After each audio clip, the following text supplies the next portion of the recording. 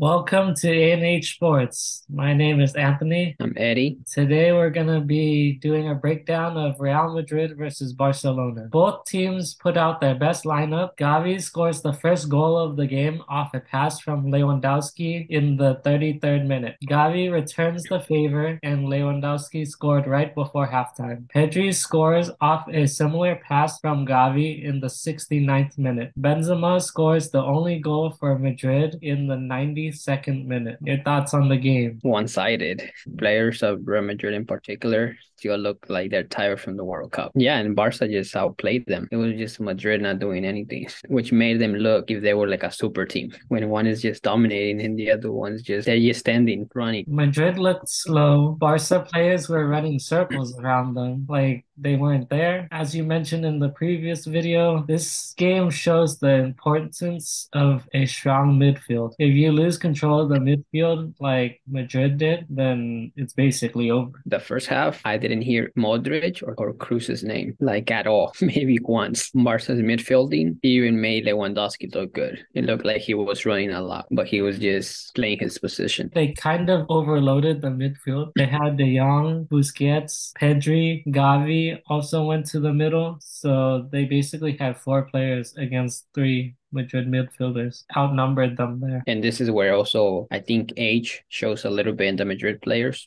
specifically Cruz and Modric. The only older midfielder that they had in Barca was Busquets, but then they had Pedri, Gavi, De Jong. yeah, and the young. Despite them not being the fastest, they young and they had a lot of energy, led games in the World Cups than the Madrid players. And this is not an excuse. I'll say this is why they lost. No, there's no excuse for Madrid because Madrid is Madrid. They should have came either with a different strategy or a different formation just to see how Barca was going to do the first half. And in this game, there were a lot of defensive errors from Madrid. The first two goals, there was mistakes from Madrid. There was one goal where Cruz tried to press, but they passed around him. And then Modric and Carvajal tried to press, and they just poked it past them, and Gavi was in. Same thing. They try to come out playing. In defense, they always teach you never pass the ball to the middle when coming out. Because if someone gets the ball there, most of the times it's a goal because your whole defense is not standing correctly. And what does he do? Passes to Caravinga, then he loses it right away. Lewandowski protects the ball for a little bit really good and then passes it to Gavi. It was not like a play that Barca created. They created it after they made the mistake for the first goal. The last goal, one golden boy to the previous golden boy.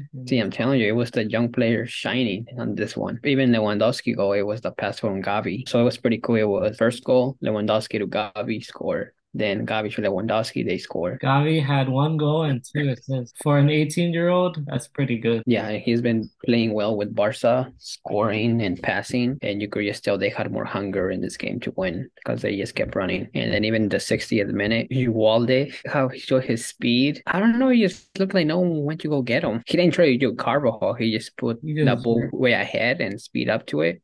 And obviously Carvajal is not that fast. But then after that, it looked like no one else went to go fight for the ball but him. Exactly. And luckily Dembele didn't score it, but that could have been the 3-0 at the beginning of the second half. That was a good attack. Dembele should have scored. Madrid just recently bought Rudiger, but he doesn't look like he's the right fit for Madrid at the moment. In the first goal, he gave the ball away, which was the pass to Camavinga. That was a bad pass. He could be good in the long run, but at the moment, they should start him slow, especially in a final. I understand if it's the league games, but in a Super Cup final against your biggest rival, because he just came to Madrid. It's not like he's been playing with them. I think even the second or third goal, he came out way too slow to block Gavi's pass. He just looked like Barca was like not 2 steps. It looked like other players were like 3, 4 steps ahead of Madrid's players. I just really can't explain what happened to Madrid.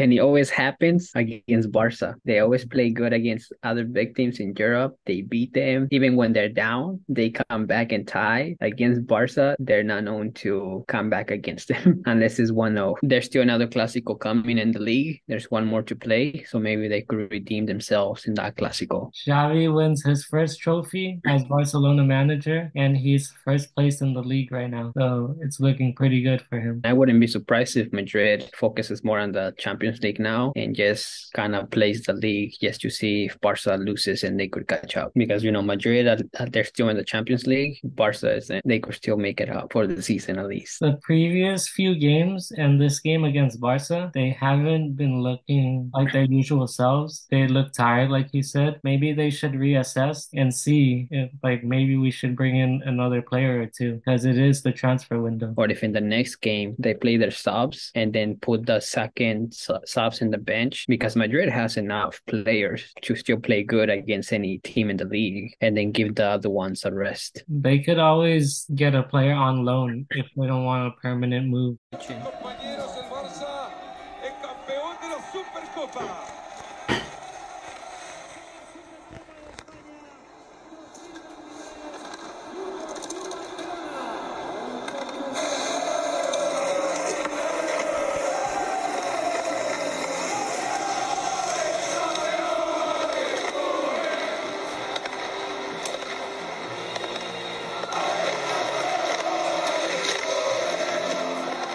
Whoa. Not a firework.